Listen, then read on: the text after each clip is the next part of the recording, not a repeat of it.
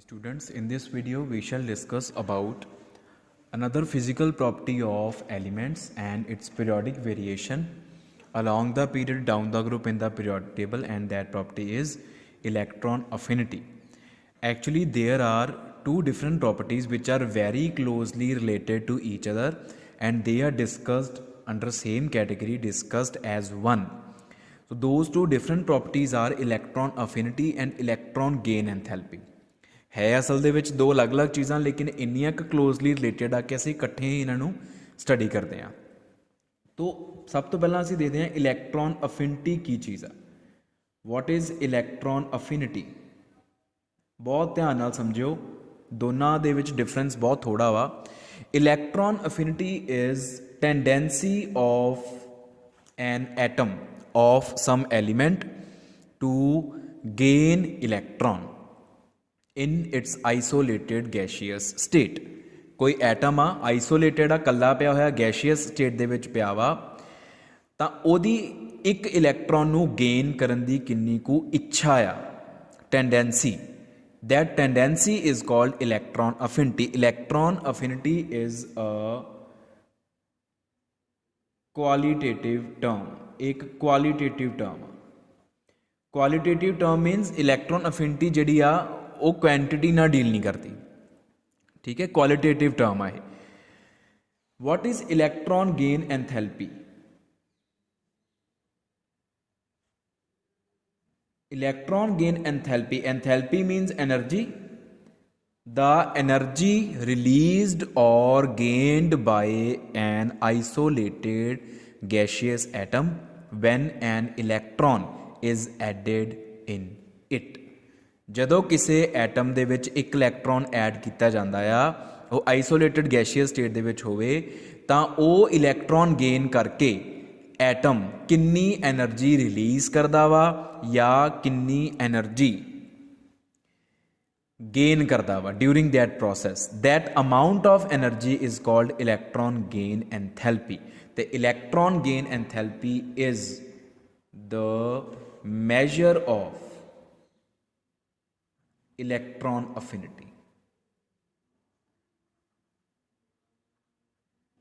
Electron affinity नू measure करना वा, then it is measured in the form of electron gain enthalpy। हुण तुहानूं ये सारी चीज़ां समझ आण गियां। हुण इलैक्ट्रॉन अफिनिटी जिहड़ी आ, it can be positive, it can be zero or negative। zero या negative नू सेम चीज़ ही लैके चलते हैं असीं। Electron affinity can be positive, it can be zero और negative. What is the meaning of positive electron affinity? जदों कोई एटम इलैक्ट्रॉन गेन करना चाहता होवे, when tendency of an atom to gain electron is very high, then we say that electron affinity is positive. मतलब atom ने हाँ करती आ कि हाँ मैनू इलैक्ट्रॉन चाहिदा आ, लेकिन अगर एटम नू इलैक्ट्रॉन नहीं चाहिदा, tendency of atom to gain electron is very less, उसकी बिल्कुल इच्छा नहीं हैगी, बहुत घट इच्छा वा, उन्हें ना करती है कि मैं इलैक्ट्रॉन नहीं लेना। In that case we say that electron affinity of that element or atom is zero और नेगेटिव। उन्हें ना च सिर हिलाता, मैनू नहीं इलैक्ट्रॉन चाहिए। तो इलैक्ट्रॉन अफिनिटी पॉजिटिव भी हो सकती है, जीरो या नैगेटिव भी हो सकती है। हुण इदां ही सेम इलैक्ट्रॉन गेन एंथैल्पी दे भी sign uh.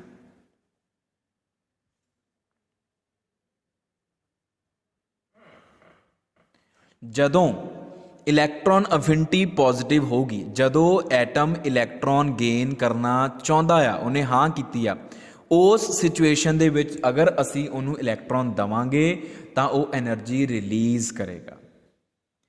Van electron affinity is positive, energy is released.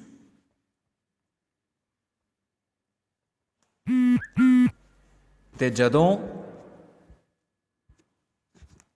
Electron affinity होवे जीरो या नैगेटिव, उस केस दे विच जदों असी इलैक्ट्रॉन देवांगे एटम नूं, तां उन्हें इलैक्ट्रॉन नहीं लेना, उहदी इच्छा ही है नहीं, तो सानू इलैक्ट्रॉन धक्के नाल देना पऊगा।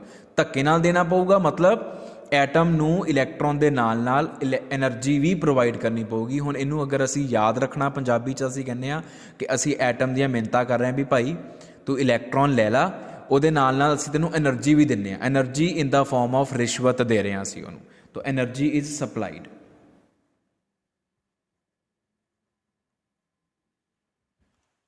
ਇਹ ਦੋ ਚੀਜ਼ਾਂ ਵੈਰੀ ਕਲੋਜ਼ਲੀ ਰਿਲੇਟਡ ਆ। ਹੁਣ electron gain enthalpy is energy, when energy is released then energy is considered to be negative, and when energy is supplied it is considered to be positive. So electron gain enthalpy is negative when electron affinity is positive. किन्नी closely related चीज़ आ कि जदों electron चाहिदा वा atom नूं, उस case दे विच जदों एटम इलैक्ट्रॉन नूं गेन करेगा तां वो एनर्जी रिलीज़ करेगा, वो खुश हो जाऊगा, खुशियां वंडूगा in the form of energy, उन्हें एनर्जी रिलीज़ करनी है। लेकिन जदों इलैक्ट्रॉन अफिनिटी जीरो या नैगेटिव उन्होंने इलैक्ट्रॉन नहीं चाहिए एटम नूं, तां उस केस दे विच सानूं उन्होंने एनर्जी देनी पैनी आ, तां जाके वो इलैक्ट्रॉन गेन करेगा। Then that electron gain enthalpy is positive. तो electron gain enthalpy is the measure of electron affinity. अगर इलैक्ट्रॉन अफिनिटी ज़्यादा आ, एटम इलैक्ट्रॉन गेन करने की बहुत ज़्यादा इच्छा रखता, then high amount of energy will be released. अगर उहदी घट इच्छा वा इलैक्ट्रॉन गेन करने की, less amount of energy will be released. अगर उहदी इच्छा है ही नहीं इलैक्ट्रॉन गेन करने की, नो इलैक्ट्रॉन अफिनिटी, जीरो और negative electron affinity, then energy has to be supplied to the atom, no energy will be released, even we have to supply the energy in such case. ठीक है, लेकिन हुण actually तो आ चीज़ आ, लेकिन थोड़ी book ते की कीता होया वा,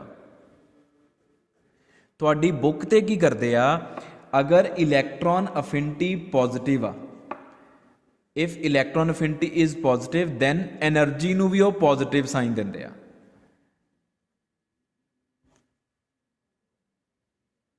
ते अगर इलैक्ट्रॉन अफिनिटी नैगेटिव आ या जीरो आ, then energy is given negative sign. इस चीज़ का ख्याल रखें बस। अगर करैक्ट गल करनी है तो आ करैक्ट गल, लेकिन बुक ते इदां लिखिया होया वा। अगर तुसी बुक के हिसाब नाल चलना तो इदां कर लियो, अगर तुसी बुक के हिसाब नाल नहीं चलना इदां कर लियो, चीज़ आ भी ठीक आ। जो तुहाडी बुक की गल करिए तो बुक दे विच इलैक्ट्रॉन गेन एंथैल्पी का नाम भी नहीं लिया होया। Electron gain enthalpy term is not even mentioned. वो सिंपली गल करते हैं energy is released when electron affinity is positive, energy is released, that energy is given positive sign. When electron affinity is negative, energy is to be supplied, that energy is given negative sign, which is opposite to sign convention. Sign conventions ये नहीं कहती जो energy release होंगी आ तो उदों हमेशा energy नूं negative sign दिंदे आ। लेकिन तुहाडी बुक च असल दे विच जिहड़ी एनर्जी रिलीज या सप्लाई की जा रही है वो उहनूं इलैक्ट्रॉन गेन एंथैल्पी नहीं कह रहे, वो उहनूं इलैक्ट्रॉन अफिनिटी ही कह रहे हैं। In your book, the energy released or energy supplied is named as electron affinity, but actually that energy released or supplied is named as electron gain enthalpy. ਤੁਹਾਡੀ book च electron gain enthalpy mention he नहीं की गई। इस चीज़ का ख्याल रखियो, ठीक है। आप अगो एग्जाम्पल्स करांगे फिर तुहानूं क्लीयर हो जाएगी सारी चीज़। अगे आ जाती है factors influencing the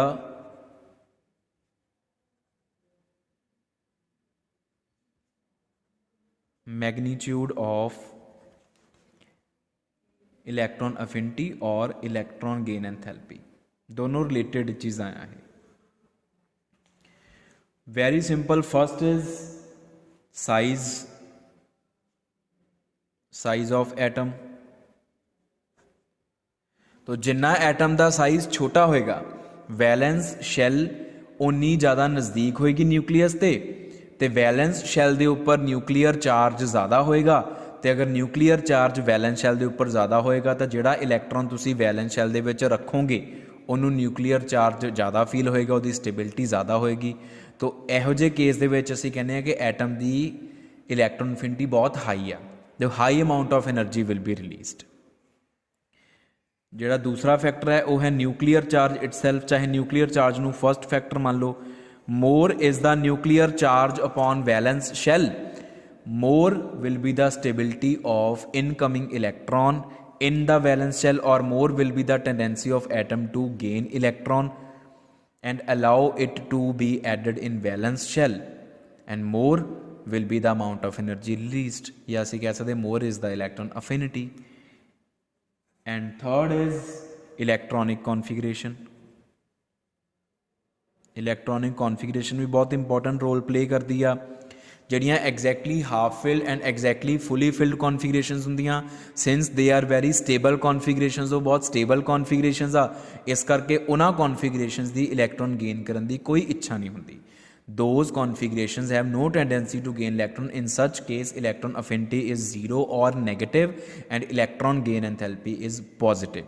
Or we can say energy is to be supplied if electron is to be added in such atoms जिन्हां दी electronic configuration half filled or fully filled होगी।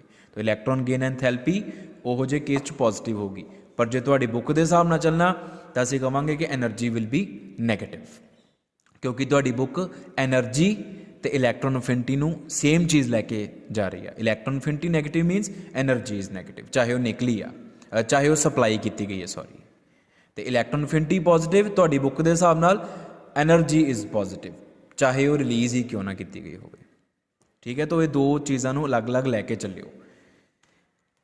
ਜੇ ਜਿੱਦਾਂ ਮਰਜ਼ੀ ਐਡਜਸਟ, ਜਿੱਦਾਂ ਮਰਜ਼ੀ ਤੁਸੀਂ ਕਰ ਲਿਓ, ਚਾਹੇ ਆਹ ਚੀਜ਼ ਪੜ੍ਹ ਲਿਓ, ਚਾਹੇ ਆਹ ਚੀਜ਼ ਪੜ੍ਹ ਲਿਓ, ਜਿੱਦਾਂ ਤੁਹਾਨੂੰ ਠੀਕ ਲੱਗਦਾ। तो आ तीन main factors uh.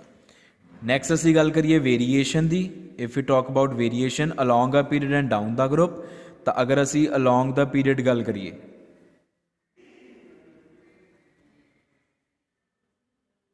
Along the period, तो अलॉन्ग द पीरियड दे विच की आ, क्योंकि अलॉन्ग द पीरियड जाते जाते साइज छोटा होंदा जा रहा, तो effective nuclear charge upon valence shell increase करता जा रहा, जिहदे करके इलैक्ट्रॉन अफिनिटी इंक्रीज करती जा रही है। तो इलैक्ट्रॉन अफिनिटी इंक्रीज करोगी मतलब इलैक्ट्रॉन गेन एंथैल्पी भी इंक्रीज करेगी और मैग्नीट्यूड इंक्रीज करेगा। तो डाउन द ग्रुप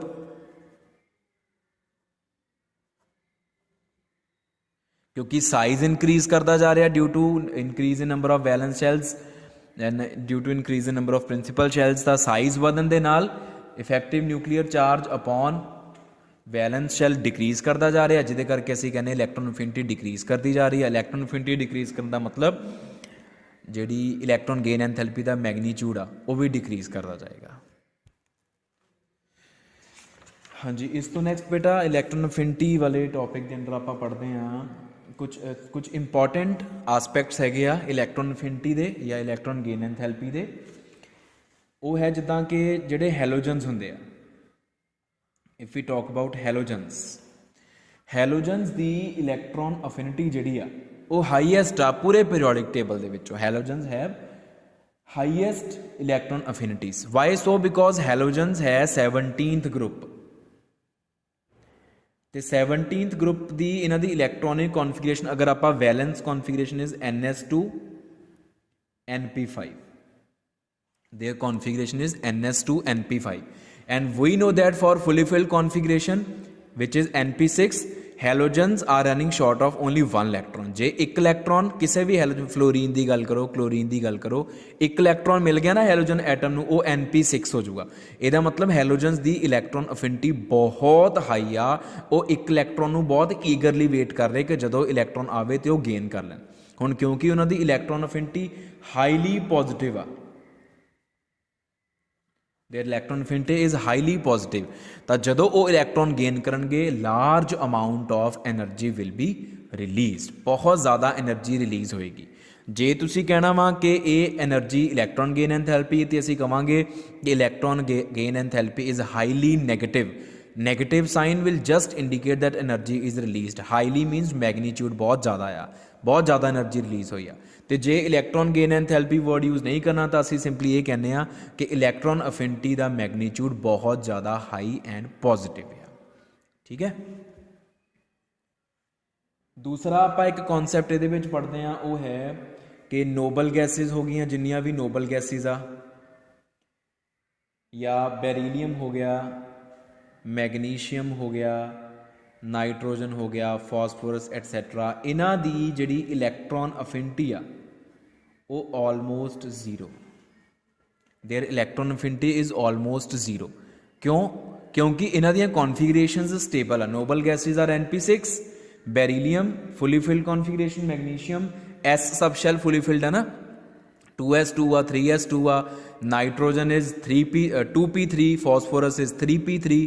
सो ये जिन्नियां भी आपां लिखियां वा एलीमेंट्स लिखे आ, इन्हां सारियां दी या हाफ फिल्ड कॉन्फिगरेशनस आ या fully filled configurations which are by themselves very stable configurations, तो उन्हां दी इलैक्ट्रॉन गेन करन दी इच्छा नहीं हुंदी। सो electron affinities are almost zero. In such a case energy has to be supplied, सानू एनर्जी देनी पऊगी if we want that these atoms gain electron।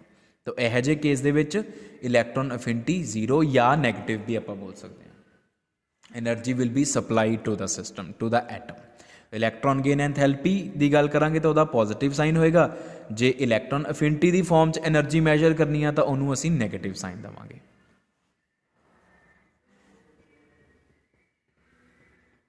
तो एक है साडे कोल कॉन्सैप्ट इहदे च फ्लोरीन एंड क्लोरीन का।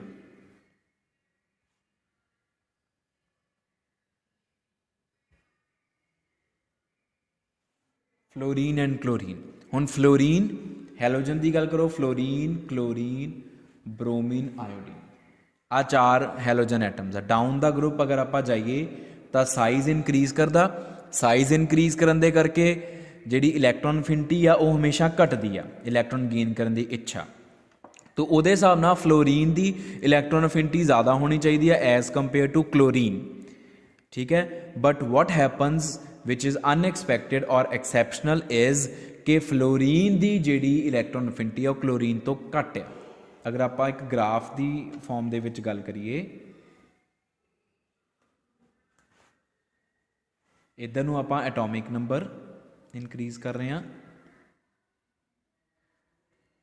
और इधर नूं आपां इलैक्ट्रॉन अफिनिटी की गल करते हैं इन किलो जूल पर मोल। तो फ्लोरीन की जिहड़ी वैल्यू आ वो सब तो ज़्यादा एक्सपैक्ट कर रहे हैं क्योंकि सब तो छोटा, फिर उस तो घट क्लोरीन की, उस तो घट ब्रोमीन की, उस तो घट आयोडीन की। इत्थे असीं एक्सपैक्ट करते हैं फ्लोरीन, इत्थे एक्सपैक्ट करते हैं क्लोरीन, ब्रोमीन एंड आयोडीन, ठीक है। बट एक्चुअली फ्लोरीन की जिहड़ी इलैक्ट्रॉन अफिनिटी है क्लोरीन तो घट आ, तो एक्चुअली फ्लोरीन नूं इत्थे ड्रॉ करना। तो एक्चुअल ग्राफ इदां बनदा वा इस तरीके दे नाल। This is expected and this is actual।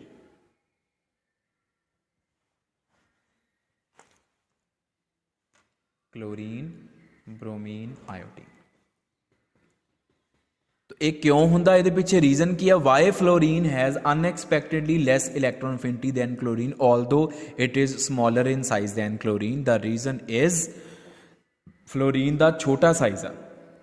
जदों छोटे जे एटम दे विच, वैसे भी फ्लोरीन सैकेंड पीरीयड नूं बिलोंग करता और आप लोअर क्लासिस तो पढ़ते हैं कि सैकेंड पीरीयड के जिहड़े एटम्स आ या एलीमेंट्स आ उन्हां दा एटॉमिक साइज एक्सैप्शनली स्मॉल हुंदा। तुसीं जिन्ना उम्मीद करते हैं ना उस तो भी ज़्यादा बहुत छोटे छोटे एटम्स हुंदे आ सैकेंड पीरीयड के एलीमेंट्स के। तो फ्लोरीन साइज इज़ अनएक्सपैक्टेडली स्मॉल। जदों वो एक इलैक्ट्रॉन गेन कर लैंदा, उहदे कोल ऑलरेडी 9 इलैक्ट्रॉन्स पए होए आ, छोटे जे एटम च 9 इलैक्ट्रॉन्स। जदों 10वां इलैक्ट्रॉन असीं ऐड कर दिंदे आ तां there occurs inter electronic repulsions, inter electronic repulsions. Inter electronic repulsions का मतलब इलैक्ट्रॉन्स दियां आपस दे विच repulsions, the repulsions amongst the electrons in an atom. छोटे जे एटम च इन्ने बड़े इलैक्ट्रॉन इकट्ठे हो गए, 9 पहले ही सी, एक होर आ गया, तो इलैक्ट्रॉन्स दे विच आपसी रिपल्शनस करके एटम अनस्टेबल हो जाता। तो अनस्टेबल हो गया मतलब की आ कि हुण फ्लोरीन की इच्छा घटी। फ्लोरीन नूं पता कि जे मैं इलैक्ट्रॉन गेन कर लिया मेरे च इंटर इलैक्ट्रॉनिक रिपल्शनस आ जानियां वा तो मैनूं इलैक्ट्रॉन गेन किते दा फायदा कोई नहीं होना, इस करके उहदी इलैक्ट्रॉन गेन करन दी टेंडेंसी इच्छा घट जाती है। तो unexpectedly less electron affinity of fluorine than of chlorine due to inter electronic repulsions, ठीक है जी। तो ये कुछ कॉन्सैप्ट्स आ जिहड़े या आसपैक्ट्स आ जिहड़े इलैक्ट्रॉन अफिनिटी के अंडर आप डिस्कस कर सकते हैं। नैक्सट टॉपिक जिहड़ा इलैक्ट्रॉन अफिनिटी के अंडर डिस्कस करना वो है सक्सैसिव इलैक्ट्रॉन अफिनिटीज़। सक्सैसिव इलैक्ट्रॉन अफिनिटीज़। तो सक्सैसिव का मतलब हुंदा एक इलैक्ट्रॉन गेन करन तो बाद दूजा इलैक्ट्रॉन जदों गेन करना, उहदे लई किन्नी कुछ इच्छा। The tendency to gain second or third or fourth and so on electron of an atom, of an isolated gaseous atom, is called successive electron affinity। दूजा तीजा चौथा पंजवां इलैक्ट्रॉन गेन करन दी इच्छा एक तो बाद, वो हुंदी सक्सैसिव इलैक्ट्रॉन अफिनिटी। तो जिहड़ी सक्सैसिव इलैक्ट्रॉन अफिनिटी आ, इट इज़ जनरली जीरो और नैगेटिव।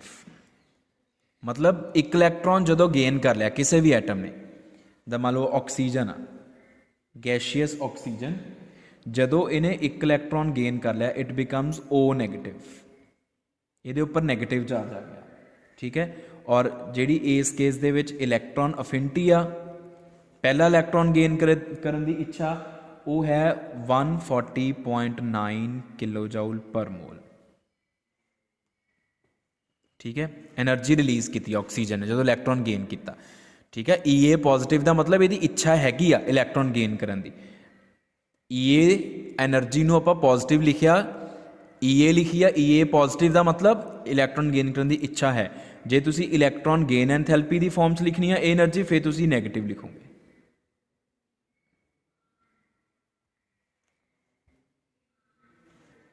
ठीक है। हुण जदों दूजा इलैक्ट्रॉन ऐड करना वा, तो दूजा इलैक्ट्रॉन ऐड करना बहुत औखा, क्यों? क्योंकि पहला इलैक्ट्रॉन गेन करने तो बाद ऑक्सीजन के उपर नैगेटिव चार्ज आ गया, तो हुण ये नैगेटिव चार्ज इलैक्ट्रॉन नूं रिपैल करेगा, क्योंकि इलैक्ट्रॉन ते भी नैगेटिव चार्ज, ओ दे उपर अपना भी नैगेटिव चार्ज। तो ये जिहड़ियां इलैक्ट्रोस्टैटिक रिपल्शनस होणगियां, कूलंबिक रिपल्शनस होणगियां, इन्हां रिपल्शनस दे करके इलैक्ट्रॉन गेन करने की इच्छा ओ नैगेटिव की बहुत घट चुकी है। Electron affinity is very less, और we can say electron affinity is negative और जीरो। तो बनता जाऊगा O2 negative, O2 negative will be form, but जिहड़ी EA2 आ उहदी वैल्यू हैगी आ -770 kilo joule per mole. Now you can see EA negative, EA is equal to -770, ਇਹਦਾ मतलब negative electron affinity आ। EA2 क्यों लिखा? क्योंकि दूजा इलैक्ट्रॉन गेन करने की गल हो रही है। नैगेटिव का मतलब कोई इच्छा नहीं इलैक्ट्रॉन गेन करने की। And if you want to talk about electron gain enthalpy, तो वह साइन पॉजिटिव आएगा, क्योंकि ये जी 770 किलो जूल पर मोल एनर्जी है ना, ये सानू देनी पई आ। We have to supply this amount of energy so that O negative can gain this electron, otherwise O negative ने इलैक्ट्रॉन गेन ही नहीं करना। EA नैगेटिव मीनस कोई इच्छा इलैक्ट्रॉन गेन करने की, मतलब आ एनर्जी सप्लाई की गई है, मैं पहले ही दस चुकिया तुहानू ये चीज़। तो इलैक्ट्रॉन गेन एंथैल्पी की फॉर्म च लिखना तो तुसीं इहनूं पॉजिटिव साइन दोगे, because this is the supplied energy, and supplied energy is always positive, ठीक है जी। तो ये सक्सैसिव इलैक्ट्रॉन एफिनिटी और सक्सैसिव इलैक्ट्रॉन गेन एंथैल्पी के बारे आपां गल कीती भी दूजा तीजा चौथा इलैक्ट्रॉन जो गेन करना एटम ने, तो उहदे उस प्रोसैस लिए उहदी किन्नी को इच्छा है, दूजा तीजा चौथा इलैक्ट्रॉन गेन करने की किन्नी को इच्छा, तो उस प्रोसैस के ड्यूरिंग किन्नी एनर्जी रिलीज़ होंदी है या गेन होंदी है। So this is all about the electron affinity and electron gain enthalpy, including its definition, their correlation, factors influencing their magnitudes, variation along the period down the group, some important aspects, and successive electron affinities and successive electron gain enthalpy values. That's it.